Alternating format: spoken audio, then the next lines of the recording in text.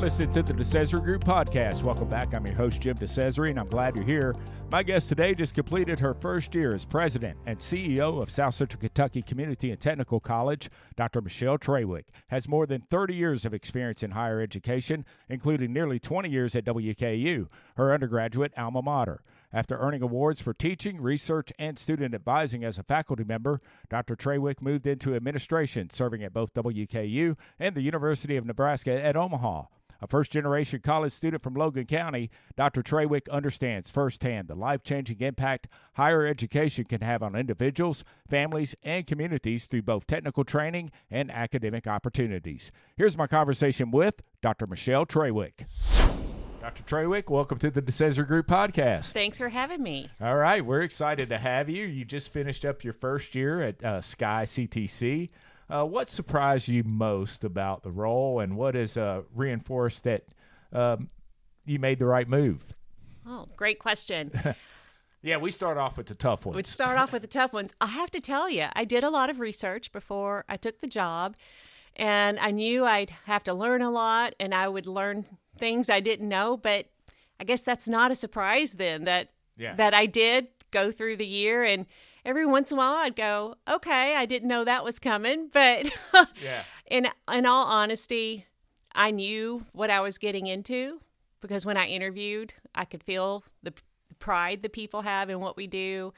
The community members were so supportive of what Sky does for our region. I had a lot of confidence in the role I was stepping into. So it's been reinforced all year long, getting to know our students. You know, we had a kid present up in Versailles last week. He's from Logan County. One of our... The free land of Logan. The free land of Logan, that's right.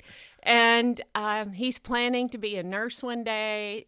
Just listening to him, he sat on a student panel, tell his story of going from high school and how SKYCTC has impacted him and what it has meant to him and his family and their future. It's just tremendous. And that reinforces that this was the right decision for me. Yeah. And how's it feel to be back home? Oh, my gosh. You know, I love this place. Grew up in Logan County, went to school at WKU, so I'm a huge Hilltopper fan. As you should be. That's right. I left for about 10 years, pursued graduate education, and hopped around always looking, kept calling the former department chair at WKU, John Wassam, kept calling and saying, do you have an opening? Do you have an opening? And eventually someone called me and said, hey, we've got an opening. Right. And so then I was at WKU for 20 years.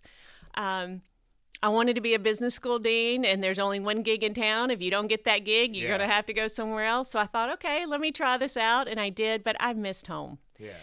So being back home with friends and my family's nearby, it's just been tremendous. My son is now living in Nashville. He's 24. He and his fiancée live in the Gulch, living their very best life. Oh, man, they are living their best life. living their very best life. So being an hour away from him instead of 12 hours away, it's pretty awesome. Yeah. So how's it been? What's it been like from WKU to where you were in Nebraska to SKYCTC? There are three different types of roles there, but I'm sure there's a lot of similarities as well.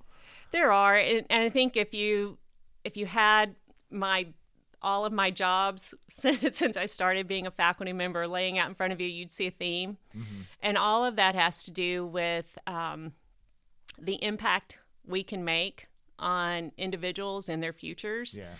So what's the same is that at WKU in the College of Business, which is my heart. Same. And then at UNO in the College of Business, we were all committed to creating opportunities and pathways for success. And we focused a lot on thinking about college not as a degree or a piece of paper or as a signal, but as a way to create a future. Right. A career, not specifically a career, because we change careers in our lifetime. You've done that. I've done that. We change careers, right? We always reinvent ourselves. That's right. So creating a way for people to envision what's possible and giving them those skill sets. So in many ways, what we're doing here at Sky is exactly the same. Yeah. It's exactly the same. I think it's interesting you mentioned that about career paths, because my first career, I was a broadcaster. And then I went back and finished my degree and got my MBA, and now, the path is totally different. Do you see that a lot with students where they've got a vision? And I think if you've ever read the book Flukes, we've talked about it on this podcast some. It's just one little thing in your life. You could just happen to be talking to somebody, and that could change the whole trajectory of your life. That's right. And I think that, I go back and I think about my story, and it was really conversations with teachers at Auburn and Logan County High School who what they were doing. And I know it was intentional because that's who they are. Yeah.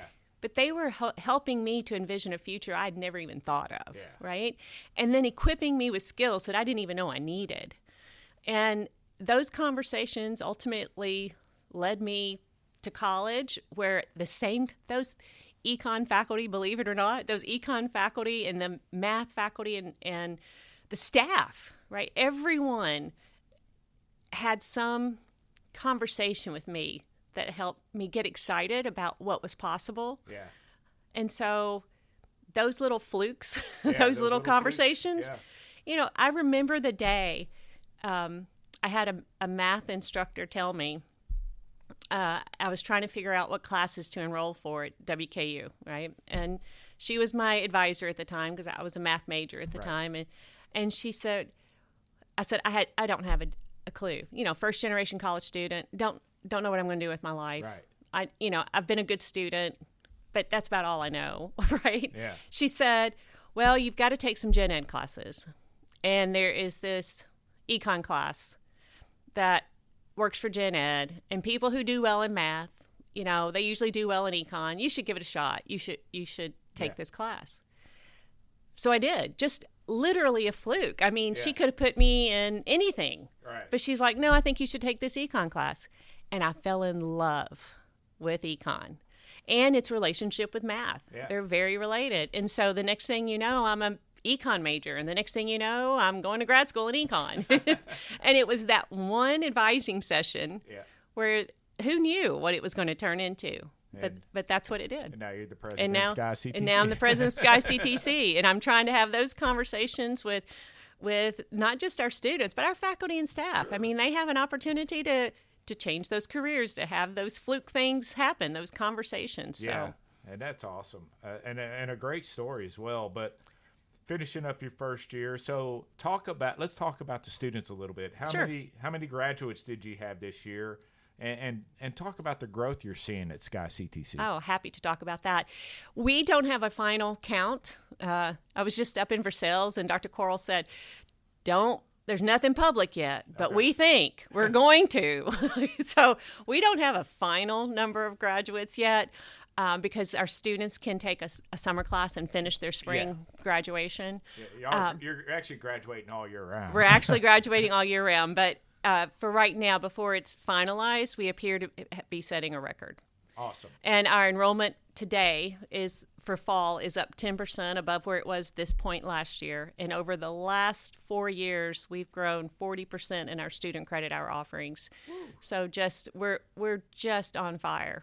Well, and is part of that the collaborations you have with the school districts as well, as far as offering dual credit programs and things like that? Yes, part of that growth is dual credit, but we're seeing, in addition to those high school seeking students, we're also seeing growth in our what we call credit seeking students. So it's both, and I think they're feeding on each other, because I think that the positive dual credit experience is also great PR for us. Oh, absolutely. And we have an amazing scholarship that we are offering for dual credit students. If they take 9 hours or more of dual credit through SKYCTC and get a B or higher average, then they are open to a full ride scholarship for 2 years at SKYCTC. That's fantastic. Now, they have to maintain their grades once they get there to keep, but at least that first year is a full ride, and it's a really great opportunity. So we're seeing an increase in the number of students who go on to associate's degree, and I don't know that people realize this, but about 50% of our current students come in knowing they want a 4-year degree one day. Yeah. And so they transfer on. And we happen to be the biggest provider of transfer students to WKU. Yeah. And we're really proud of that. Yeah, and that works out. And then, of course, the collaborations with WKU and other universities and the school districts. I know in Franklin, for instance, where I do some economic development work, every high school senior there can go to SKYCTC free. That's right. We call that an on-track scholarship. That's right. We are... In fact, we're holding it up in other parts of our region as a great example, and we've already been talking to local elected officials, I suppose is the correct term, about replicating the Franklin Simpson program in Warren County, Barron, Allen. So we're working on getting those meetings set. Those students, because of generous support from the county, the city, economic development. Yep. A couple of major employers in the area, because of their support, those students don't have to pay for any of their dual credit. And it's one of the things we use down there to attract industries too, because it's huge. Yeah. And anytime you invest in education, you're investing in the future, especially your future workforce, which everybody needs. That's right. I met two of those Franklin students recently, and one of them is going to WKU upon completion. So he'll have his associate's degree from Sky. He will go on to WKU and is pursuing engineering. And then another is going to cosmetology school and pursuing finishing up an associate's degree at Sky in business to complement that cosmetology degree to be a small business owner. That's fantastic. So had a great year, got record enrollment. I mean, you're doing everything right so far. Well, I haven't messed anything up, Jim. Yeah. My team was on track for these things to happen. And so I'm smart enough to know when it's rolling, you let it keep rolling. Yeah. And what I hope to do, as I mentioned earlier, my passion is creating opportunities. And so what I hope to do is continue to create that environment where this team continues to be creative, think outside the box, and move forward. Yeah. So talk about, we've already talked about Bowling Green and Franklin a little bit, but talk about the campuses you have in the region. Absolutely. In Bowling Green, Warren County, we've got 3 different ones. We've got our main campus on over by Warren Central, where it's on Loop Drive. That's right, over on Loop Drive. It has been transformed. If you haven't been there lately, I hope you get a chance to come by. I've seen the new building. And we've got an art gallery now, having local community artists displaying their artwork coming soon. That's super exciting. It's fun stuff. And then we've got the Transpark campus, which is exploding. We are having difficulty finding room for all of our interest in welding and electrical that's taking place there. Good problem to have. That's right. And then we have our KATI campus, which is over off of Morgantown Road. Right. It is housing primarily our adult education and our workforce solutions programming. Super. So, yeah. And then in Franklin, we've got the Franklin campus. Glasgow, we've got 2. So we've got our tech campus that is part of the WKU regional campus. So we collaborate with them on the use of that space. And there we have our tech programs. And then we have the Glasgow nursing facility that is in the old TB hospital. But as you may have heard, the state has been very generous. And I'd like to take this opportunity to thank our General Assembly for the funding they provided to help us move into a brand new, updated, modern nursing facility, which we're scheduling the next meeting with the architect now. We're super excited about that. That's fantastic. And we'll give a shout out to your legislators of Barron County. It's Steve Riley and Max Wise, or is it? Steve Riley for sure. And it could be Davy Gibbons. Davy Gibbons. It is Davy Gibbons. Davy and I went to WKU together, so there's another story. Yeah. He's got like 8 degrees from WKU. It's a good place. and a great guy, too. So you mentioned that you were a first-generation college student from Logan County. Not the first one from Logan County, but you're from Logan County. How did your own educational journey shape the way, and we talked about this, the way you lead and connect with students today? Gosh, I feel like I've already done a lot to address it. I grew up on a tobacco farm. We had some cattle, some crops, but my parents worked. So you know what it is to strip tobacco too. I do. Not my favorite. Been there. Yeah, I did. I didn't get to cut or spike very much because everybody gets to strip. Everybody gets to strip. I also did not have to climb up in the barns. My brothers, I have 3 brothers. My brothers were the barn climbers. Yeah, so I know about hard work. Yeah. And I think that is part of what has shaped who I am. But I've also mentioned the importance of those relationships, those K through 12 educators, those faculty and staff at WKU who help you see what's possible. And so I think that my journey as a first-generation college student that I've already partially described has helped shape that with my work ethic, what I know education can do for someone. I've seen the world. Yeah. I walked on the Great Wall of China. I have ridden a camel beside the Great Pyramids, and I've done that all through my education opportunities, right? And so I see what we do really is giving folks those opportunities, and I lead with that in mind. What can we do to create opportunities, whether it's for our students, for our faculty, or for our staff? That's fantastic. There always has been, and I think in today's workforce, there's some getting away from it, but there's always been a stigma in some communities about technical and workforce education. What do people misunderstand most about community and technical colleges today? Yeah. Well, I think in the state of Kentucky, what we have as community colleges with our system and our ability to grant 2-year degrees, specifically at Sky. Some of the other schools were already doing that prior to the creation of KCTCS in 1997. We started, I think it was around 2012, so not that long ago, did our region start having associate's degrees that made students transfer ready out of SKYCTC. So when they think about community and technical college in our region, most people still think of the old VOTEC scenario. And there is a place for that. And those students are really critical to us as a college, and they're critical to our community. Trust me, if you've tried to hire an electrician or a plumber and couldn't find one, you want there to be that education around and for those people to be highly trained, right? Yeah. So having said that, I think what people don't realize is that since 2012, we've also invested a great deal into ensuring we've got students who have access to other pathways in higher education. So there are those. I was blessed because there was a donor somewhere who said, hey, I value higher ed. I value WKU. I'm going to donate some money to WKU. And at the end of the day, Michelle Trawick got a full scholarship. Right. Michelle White at the time got a full scholarship. And so, but not everyone has that. Yeah. In fact, there were maybe 5 of us that year that got that level of scholarship. Think about that. Yeah. At the time, WKU was quite a bit smaller, maybe 10,000 students. Yeah.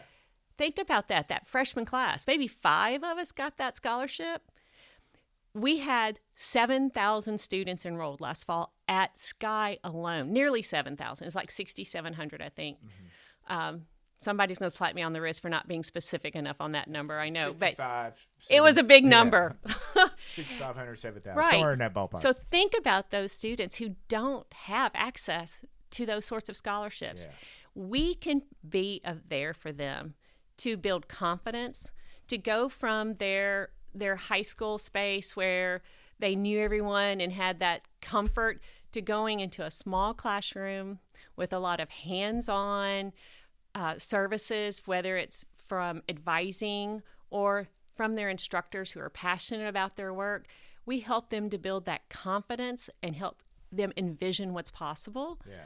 And we are encouraging them all the time to think about what's next, because it is not just a degree. It's what's possible. Yeah. And so I think if people knew more about that as an option for our community, that it really is a way for folks to have high quality, accessible, and affordable education. Yeah. I mean, I forget the exact number, but it's about 80% of our associate's degree graduates graduate with 0 student loan debt. That's fantastic. 0 student loan debt. So they're able to then go pursue the rest of that college degree. Now, if they had been someone who got a full ride to WKU and they wanted that world and were prepared for that world, that's great. But not everyone is. Going back to the technical education, because you've mentioned the Transpart campus where you've got electrical and we've got several programs. All of our advanced manufacturing's out there, electricals out there, machining is out there, computerized machining. I forget the exact title of it, but yeah. But now all those students aren't going for associate degrees, though, are they? Many of them are. Many of them are. So we have different levels of completion. And you asked about, how's our graduation rate? Yeah. When we have graduation rates, I gave you actually the associate degree numbers. Yeah. We've had a big growth in what's certificates. So in whether it's auto mechanics or welding, we looked at numbers earlier. Our welding certificates have grown tremendously. Yeah. So we've had increased demand for that program. So our certificate seekers, our diplomas, these are people who are getting credentials to start work. Yeah. They also can apply those credentials to associate's degrees. That's fantastic. So they're stackable in some sense. Yeah. Any new programs in the future for the technical side? For the I want to say workforce ready or the trades. The trades, sure. No, I get it. Because I know you got the truck driving school. Yeah, the CDL program in Franklin is growing. I should probably call it the CDL program. But yes, the CDL program. Well, it's growing. I mean, it's an incredible program. Yeah, it's grown tremendously. And everybody you got to get goods from point A to point B. One of the things that I haven't mentioned yet that I think is really critical to what SKYCTC does in our community is our non-credit programming. CDL is one of our non-credit programs. So those students are not eligible for a degree. They can't apply those, but they get their licensing at the end of the day, right? Yeah, and they get a job. And they get a great job. Yeah. I talked to a friend this morning whose son went to WKU, spent a semester, and came home and said, hey, not for me. And took some time to figure out what was next, and they entered the second cohort of the CDL program, and they're still doing it today, and it's been probably a decade, and they've gotten raises and promotions, and they're living their very best life. So we have these workforce programs that are either on demand, like our CDL. We accept students every so often. You can enter a cohort, but we also do customized training. So CDL customized training or CDL specific training for Scotties, for example, because they have a whole set of people who need to have commercial driver's license. Yeah.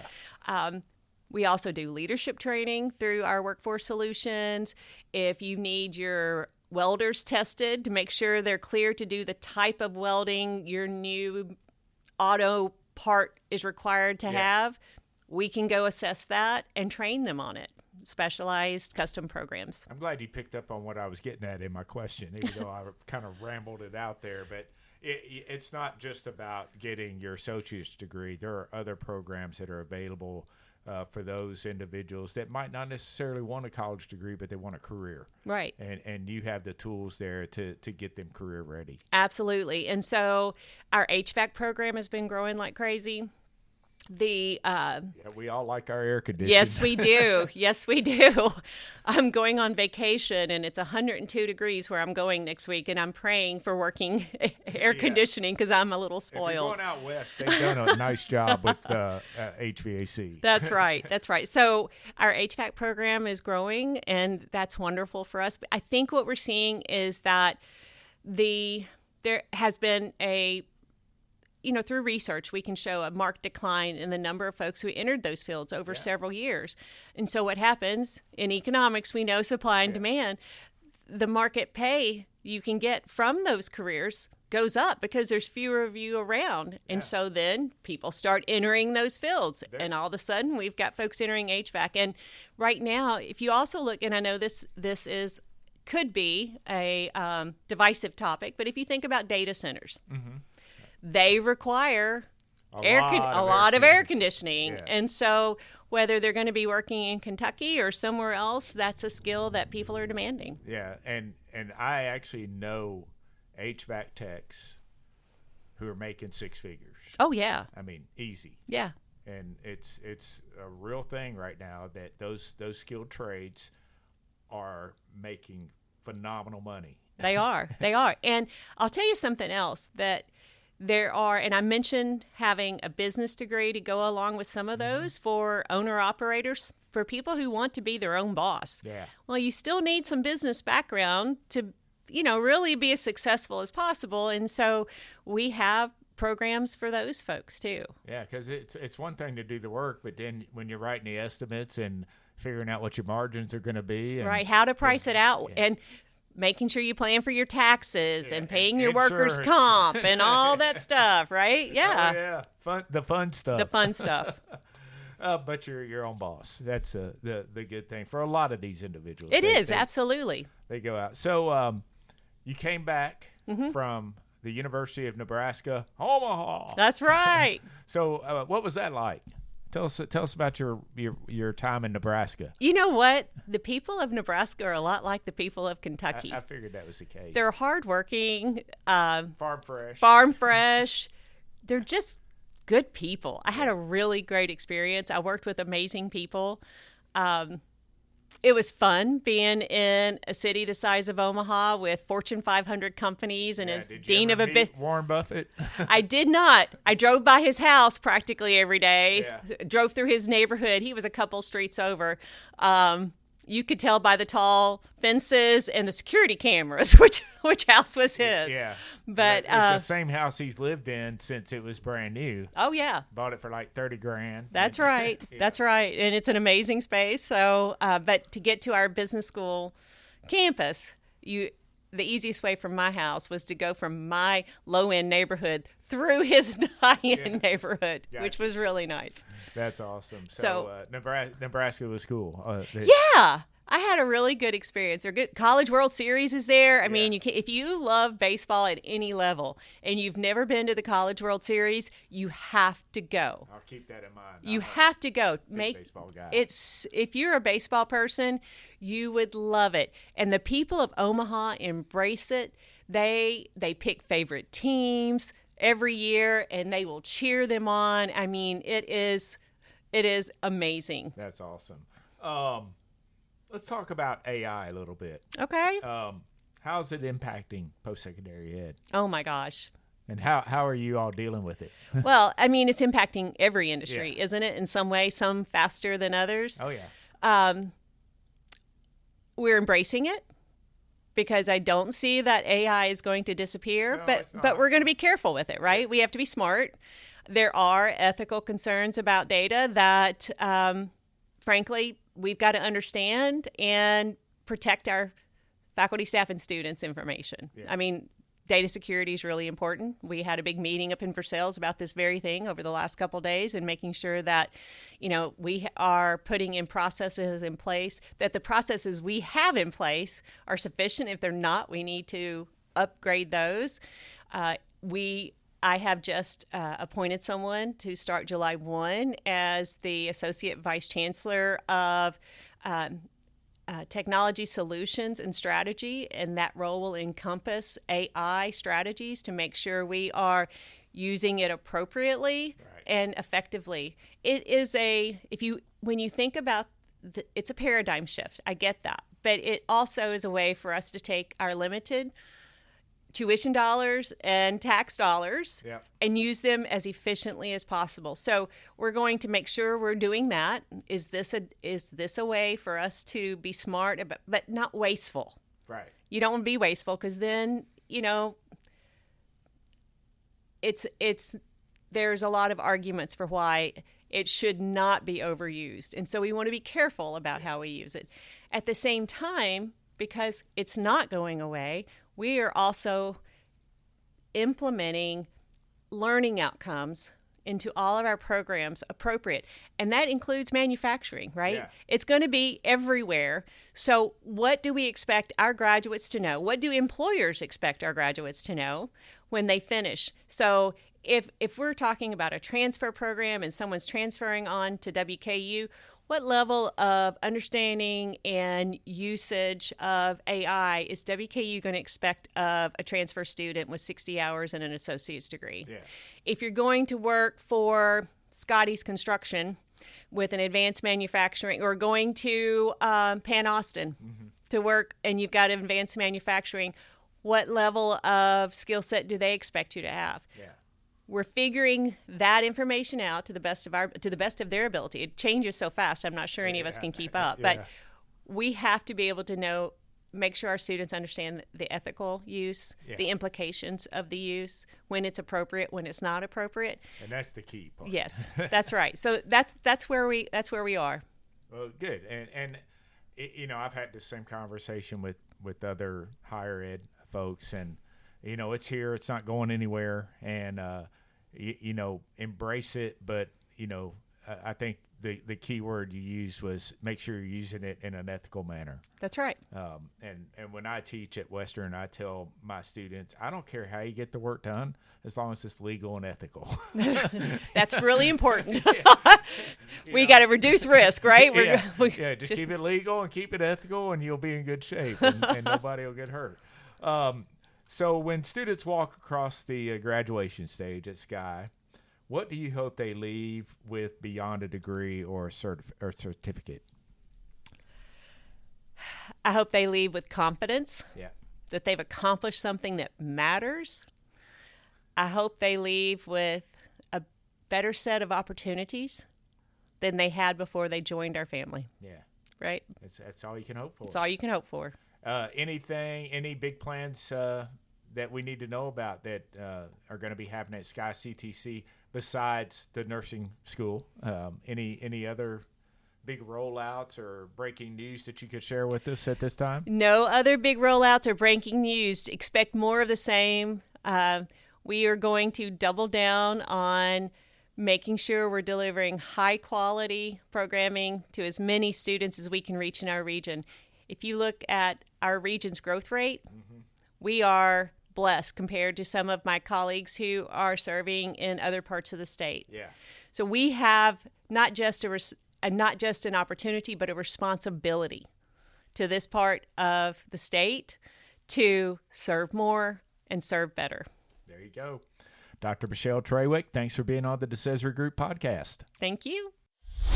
Thanks again to Dr. Michelle Trawick, President and CEO of SKYCTC, for joining us this week on the DeCesare Group podcast, and thank you for checking us out. Hey, if you like what you hear, please share it with a friend, and don't forget to subscribe wherever you listen to podcasts. Leave us a review and share your feedback with us as well. You can also follow the DeCesare Group across all of our social media platforms: Facebook, Instagram, LinkedIn, X, and YouTube. You can even subscribe to our weekly newsletter, SoCA Economic Development and Business News, by going to our website, thedecesaregroup.com. The DeCesare Group podcast is produced by the DeCesare Group, a public relations and consulting firm based in Bowling Green, Kentucky. Our engineer is Justin DeCesare, with content contributions from Brooke Mattingly. The DeCesare Group podcast is researched by Amy DeCesare. I'm Jim DeCesare, inviting you to join us again next time for the DeCesare Group podcast.